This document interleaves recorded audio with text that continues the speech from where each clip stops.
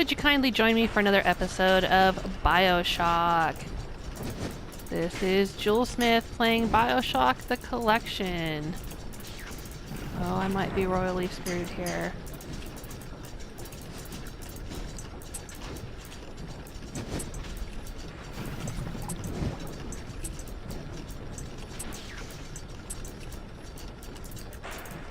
Hope it's a straight shot. It is. Okay.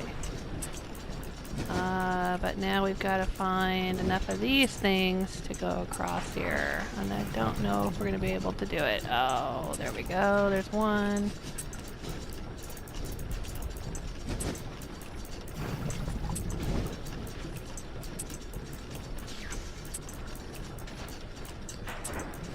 And there's the other. Ooh. I think we did it.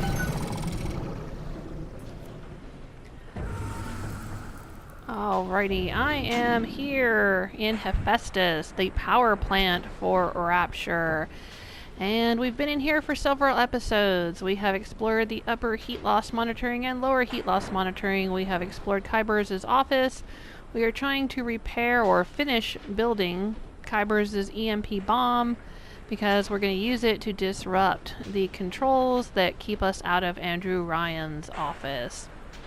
I think I have all the parts I need to finish that EMP bomb. I'm just looking around in here to see what I can see before I go finish the bomb. Machine gun round, storage crate, yes. Oh, lovely, lovely goodies.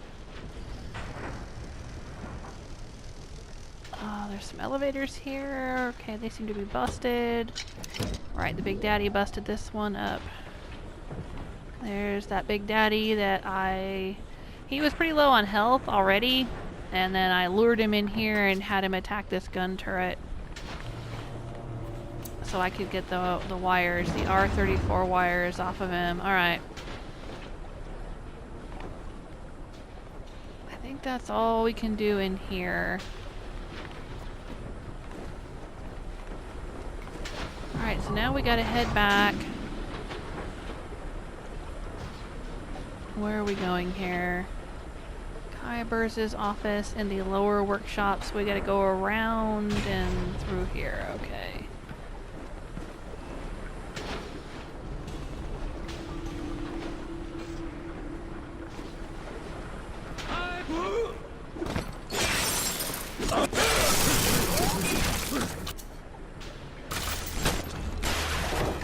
Jerk.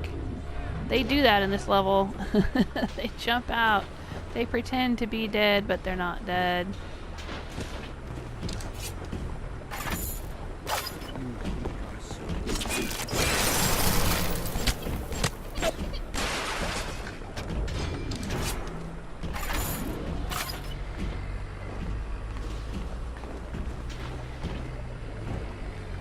We don't need to go in there. That's heat loss monitoring. The workshops, yes, up here.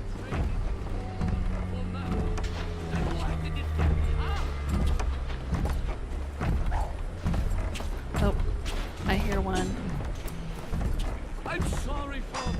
Where is it? I'll do what you say. I'll do what you say. I think this is where we need to go.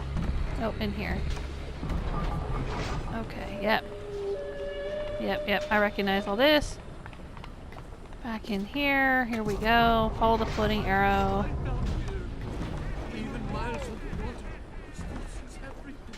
We still haven't figured out how to get underneath there.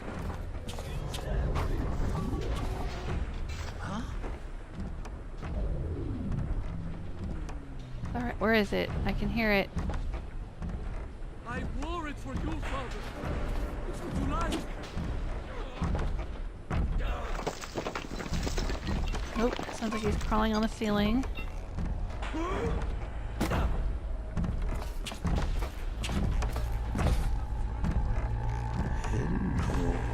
God, he sounds like he's right under me or right next to me. Jesus loves me, this I know. For the Bible.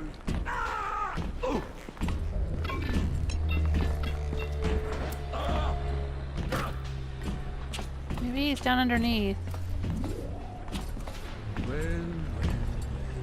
You're... Oh, this guy.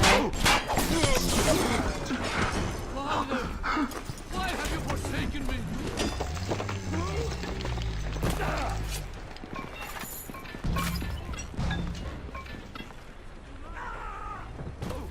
What was I saying a minute ago about them picking me out?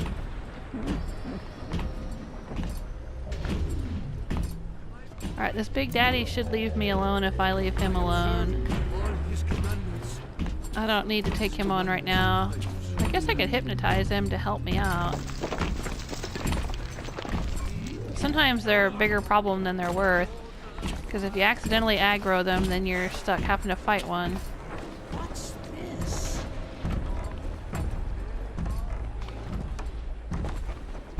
I traded you, oh Lord, for mammon. And what did it get me, huh? There he I'll is, kill he's your right there. first. I'll kill your first.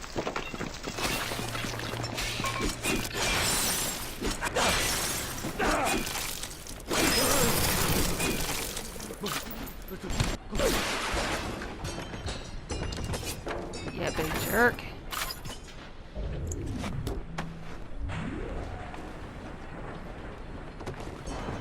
We have turned away from your light. Jeez, there's more of them down here. Father, See, there's this stairway right here. I don't know how to get into it. I'm assuming there's some way to get... Can we see what's back here? Okay, so it's underneath here. It's under here. I don't see a crawl... Is that a crawl space right there? It looks like it is. But how do we get in there? Right there. Is it over here?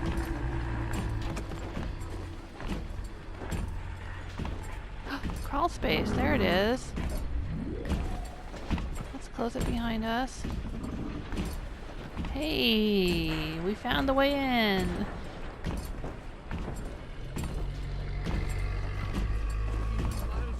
For what it's worth, market maintenance code. I tracked the problem that was blocking the tubes here, and you'll never believe where I ended up. The damn farmer's market, clear on the other end of Rapture. I fixed it right up and installed some new gaskets. Oof, what a mess. Anyway, the code is 0512 if you ever need to get back in there to do maintenance. Okay, well now we know 0512. I don't know what he's talking about. I don't know if we've found any other... I vaguely remember that I hacked something a few episodes ago, maybe. Hacked a,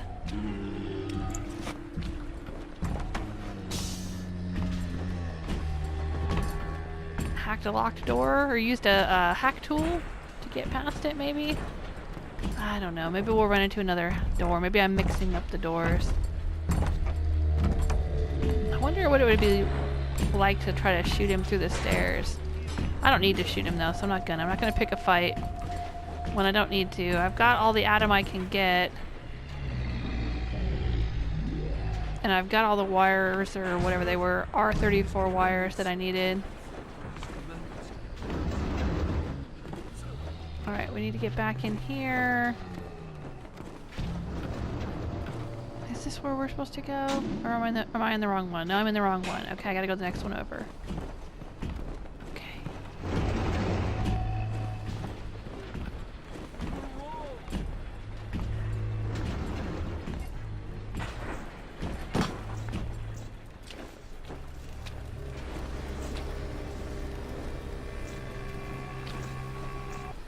What I should do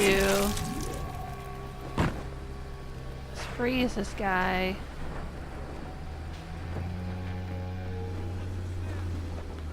And then whack him with a wrench. Is she dead? She's probably not dead. Nope, she's dead. Okay. I trust nothing.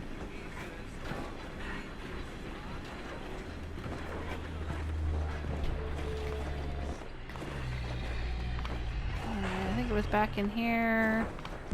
Hidden crawly space. There we go.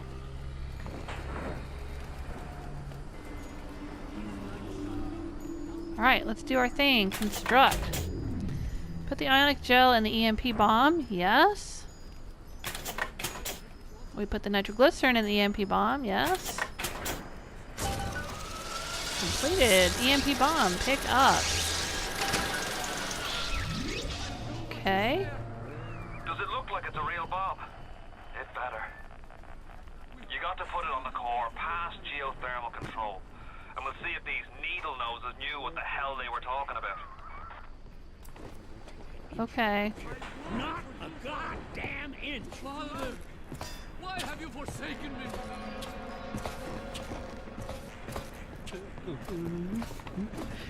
Father! Yeah, there's gonna be a whole bunch of assholes between me and my goal. What if I can whack him with a wrench?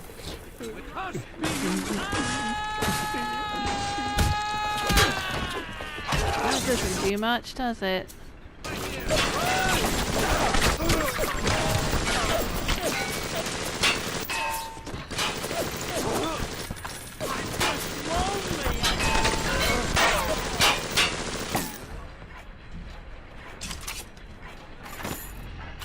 I'm just lonely, is that what he was saying?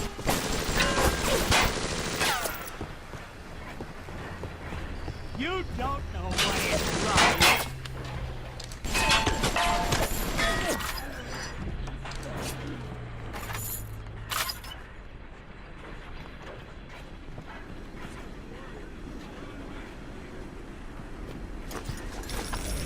Green-filled cake. There we go. Some machine gun rounds. Yes, thank you. Alright, I guess we'll follow the arrow. So where do we need to go now? Okay, we're in here.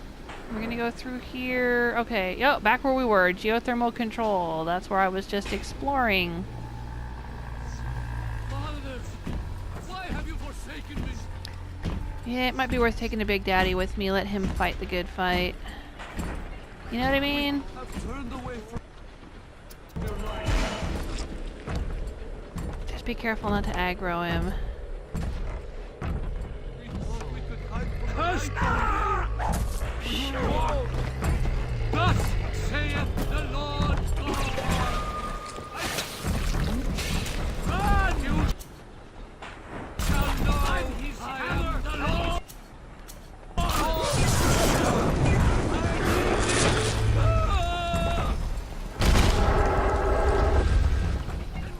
We'll drown you. I send you away. Run to your devil heretic.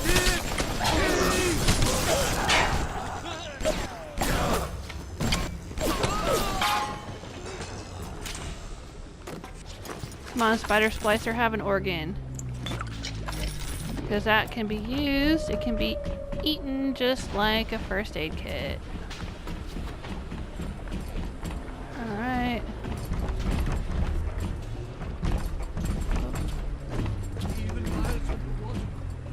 Oh, he's still with me.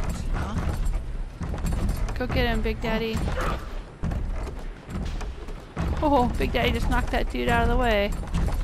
And he wasn't even one of mine. Thus saith the Lord. Go get him, Big Daddy. Go fight him for me.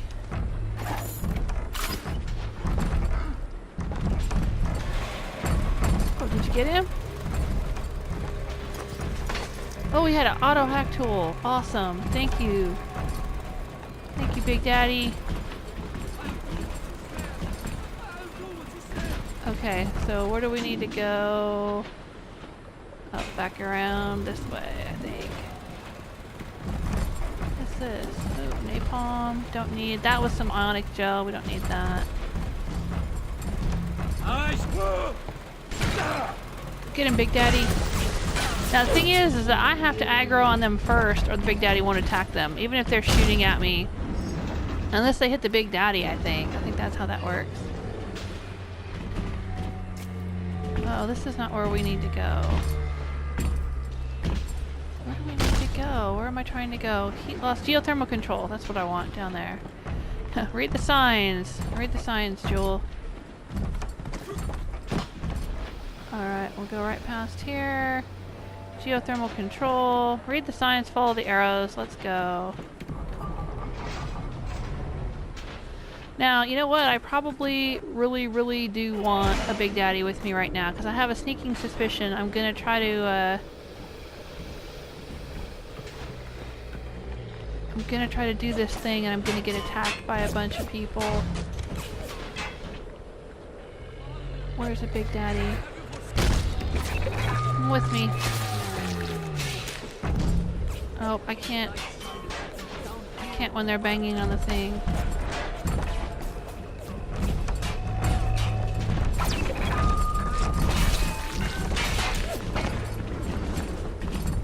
Okay, come with me.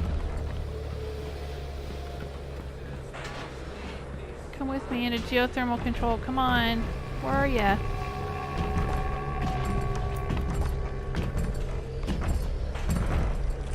Come on, dude. Come on, be my friend. I'm almost out of Eve, hypos. Be my friend.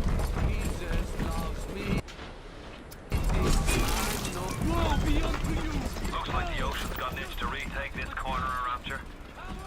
This happened right after the start of the war. Read about it in the papers. Head on in. I'll see what I can dig up to help. Help me out here, Big Daddy. I'm no engineer, but if I read these plans right, you can channel that magma flow using the redirect valve. It'll boil off that water right quick, and you'll be able to reach the core. Orion's sure to take notice. I want to set up a perimeter just to be certain. Redirect the magma flow. I have no idea what the hell is going on here. What did he just tell me to do? Sorry, I was busy trying to protect my ass.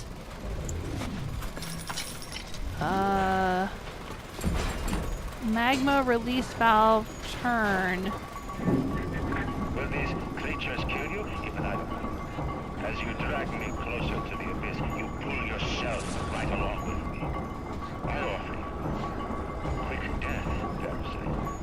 It's preferable to what you will living win.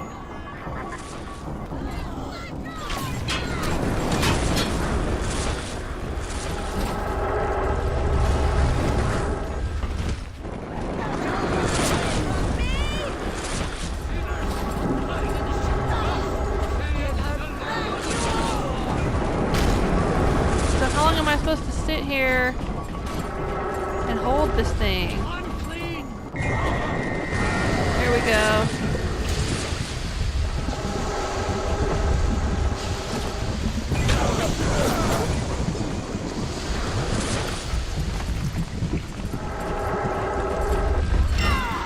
Are they all dead? Hope so. Best be heading on to the core. Okay. So what just happened there? Alright, well, I guess I best be heading on to the core. I got no Eve.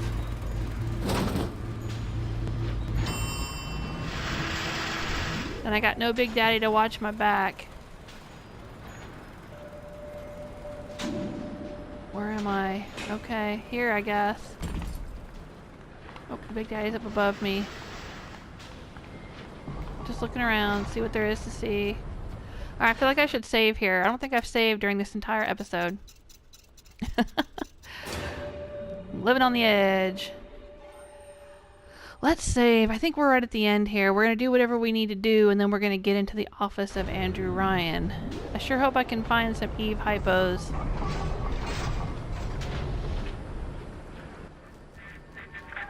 So far away from your family, from your friends, from everything you ever loved. What? But for some reason, you like it here. You feel something. You can't quite put your finger on. Think about it for a second. That's pretty cool. And maybe the word will come to you. Nostalgia. Ooh, auto hack tool. Shorten alarms, power up. Okay. Just store that for now. Alright, I'm thinking I'm gonna go for some exploding buck right about now. I don't know if things are gonna get hairy or what. Hephaestus core. Alright, here's the EMP bomb. Core lift, use. What did Atlas offer you? A piece of my plundered city? Mark my words, your only reward will be a knife in the back. Oh, look, there's the gate. Oh, look, my big daddy's trying to come and help me. My big daddy's like, hey. Oh no, he's gonna go about his business. Alright, I'm on the other side of that gate. So what are we supposed to do now? Place the EMP bomb. Yes? I probably don't want to be here right about now, so how do I get out? Overload the core. Lift controls I cannot use. Oh boy.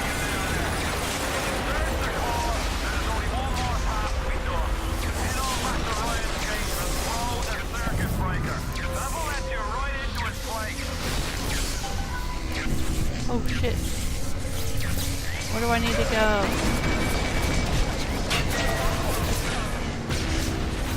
I have no idea where I need to go.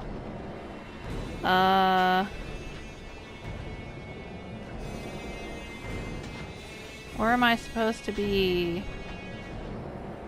Andrew Ryan's offices. Right. So how do we get there? It was here. We came up here. Destroy Ryan's mag box. Oh shit. I think this is about the time we need the target dummies.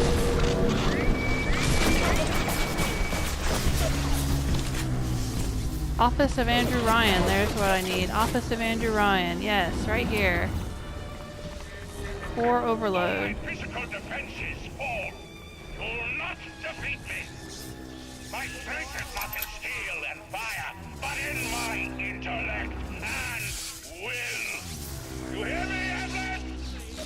Andrew Ryan offers you nothing but ashes.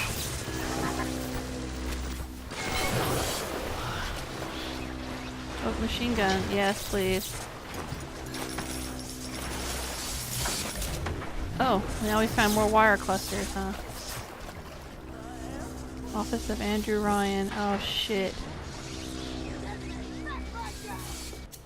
Oh, boy. What are we gonna do here? Coward.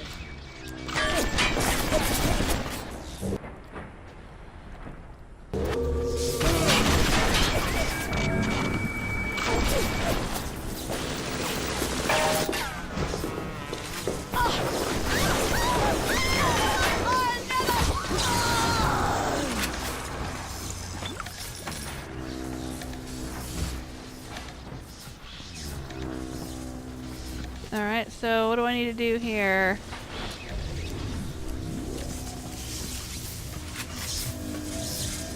Use the circuit breaker, I guess?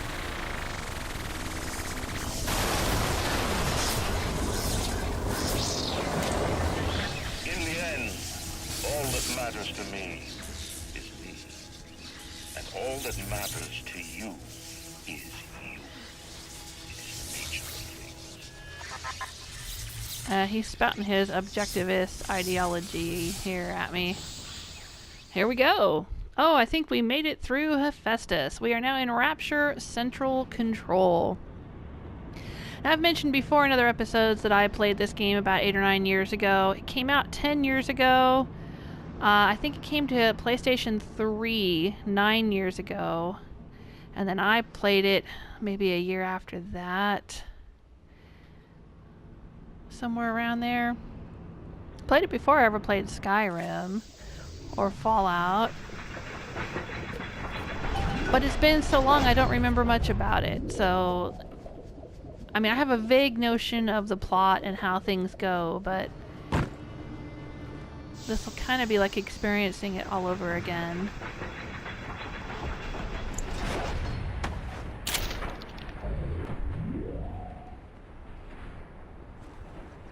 Alright, let's check out where we are. And our objective is to kill Andrew Ryan. Looks like we're coming in from the control room. And we go into Ryan's office. That's all we got going on here. Wow. Okay. It looks like there's a U-Invent machine, there's a gene bank, and there's a vending machine here on this level. Even in the Book of Lies, sometimes you find truth. There is indeed a season for all things.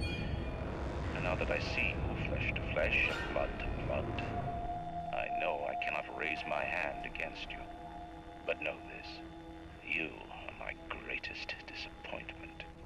Does your master hear me? Atlas? You can kill me, but you will never have my city. My strength is not in steel and fire. That is what the parasites will never understand. A season for all things. A time to live and a time to die. A time to build and a time to destroy! Ooh. There's the Vita-Chamber for when I die. Come now, my child. There is one final thing to discuss. Initial deployment, Vita-Chamber. Client Ryan Industries, stage 1. Oh, damn. Complete. Sinclair and Alexander tried to explain the science to me, but Suchong does not believe them. They keep saying plasmid reconstruction this and quantum entanglement and that.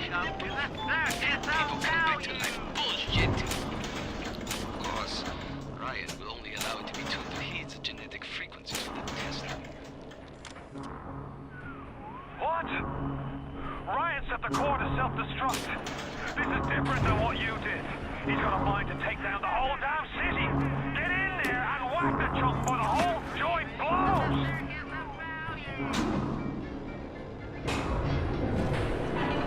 But I want to look around.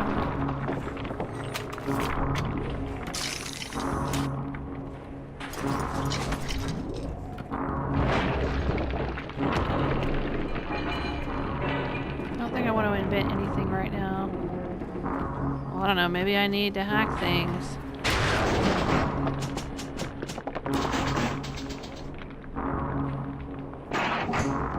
Oh, I can't pick up any more? Alright, well that was a waste then. Alright, let's get in here and do what we need to do. Admin office, Andrew Ryan. I'm just looking around. Everything's kind of askew. Have you noticed that?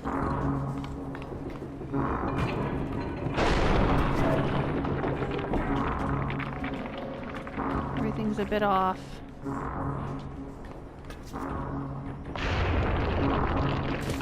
Oh, what's in here?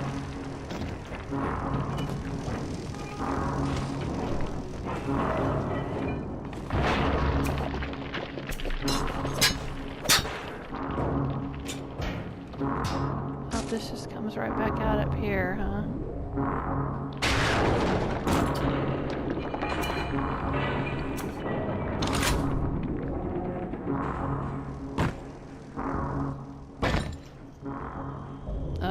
What? Would you kindly? Mind control test. Did you talk to your puppy? She's very pretty. Thank you, Papa Sushon. Break her neck for me. What? Break that sweet puppy's neck. No, please. Break that puppy's neck. Would you kindly? No. No. Very good. Oh shit. Advanced deployment, Lot 111, Dr. Suchong, client Fontaine Futuristics. Baby is now a year old, weighs 58 pounds, and possesses gross musculature of a fit 19-year-old. The results are disappointing, but within expected tolerances. Alright, so we know from earlier episodes that they got an embryo from Jasmine Jolene. A fertilized embryo. She had sex with Andrew Ryan because she was his mistress, and then there was, she got pregnant, I guess, and they took the baby, or I don't know if the baby was born or if they took it when it was still a fetus, unborn. I don't know, but it sounds like... I know there was another time in the game somewhere they mentioned speeding up childhood. Remember, there's like a quote or something in one of the cutscenes or the loading screens or something. Or maybe there was a recording. I just seem to remember that they were, one of the scientists, I think it was Suchan, was talking about how children were such a waste of resources because you had to wait so long for them to grow up. And he was going to do something about that.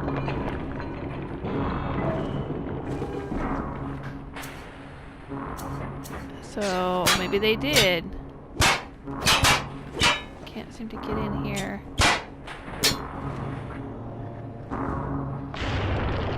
There's like a teddy bear in there. And a block. Alright, anyway, so they must have taken Jasmine Jolene's baby and made him grow up fast? Is that what I'm getting out of all this? The assassin has overcome my final defense, and now he's come to murder me.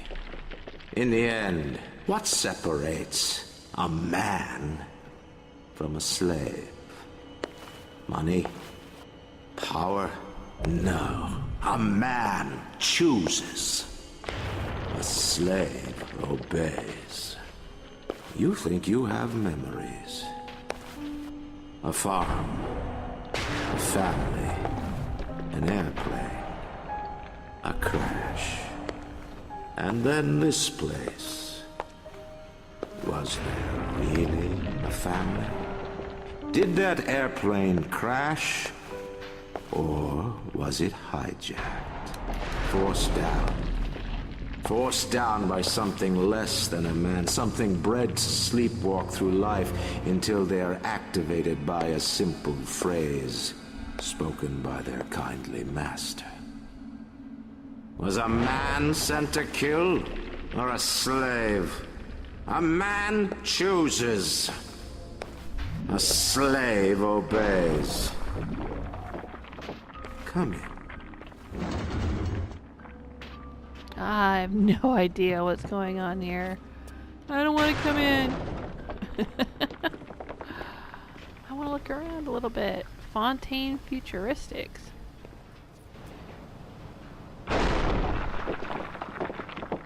Hello? Andrew Ryan? Stop, would you kindly? Powerful phrase. Familiar phrase. Would you kindly?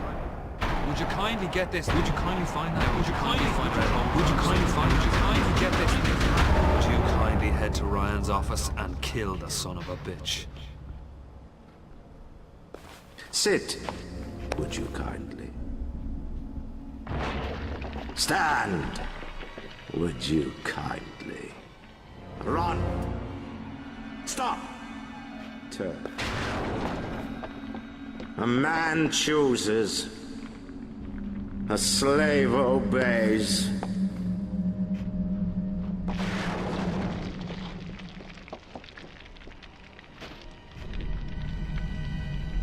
Kill!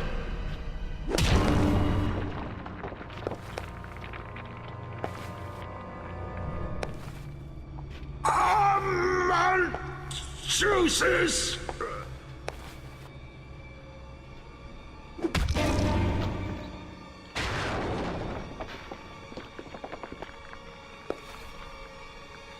A slave obeys!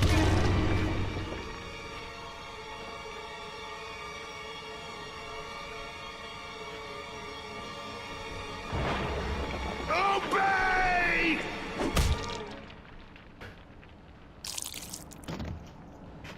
So did he know who I was, and he wanted me to kill him anyway? Grab Ryan's genetic key.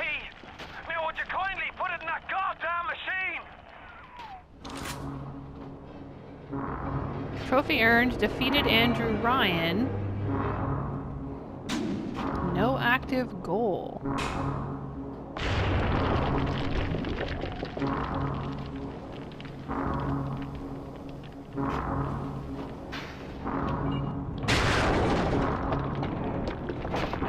I want to search around in here. What's in here?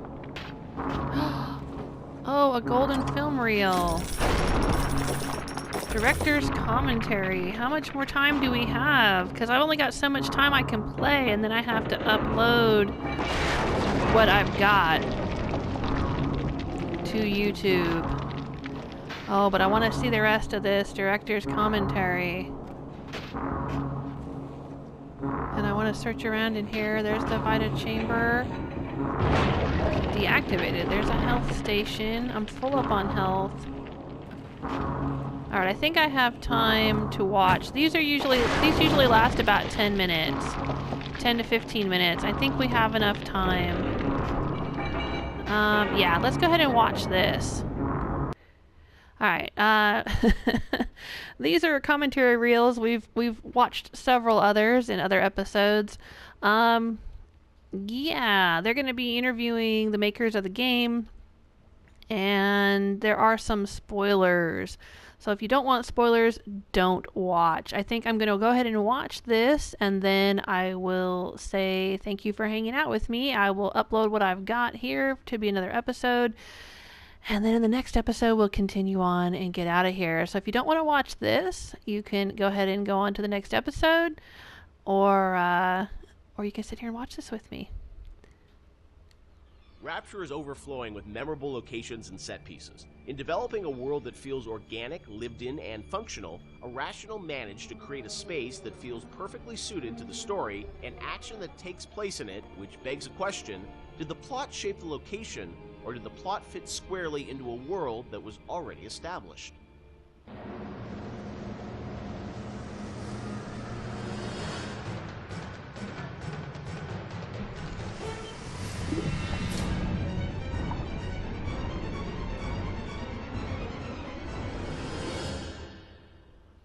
Let's talk about some of the areas in Rapture, because it's an amazing place, but also it feels like there's certain areas that are very well designed, and that they have, you know, a very certain aesthetic, and the characters in there, it all kind of comes together.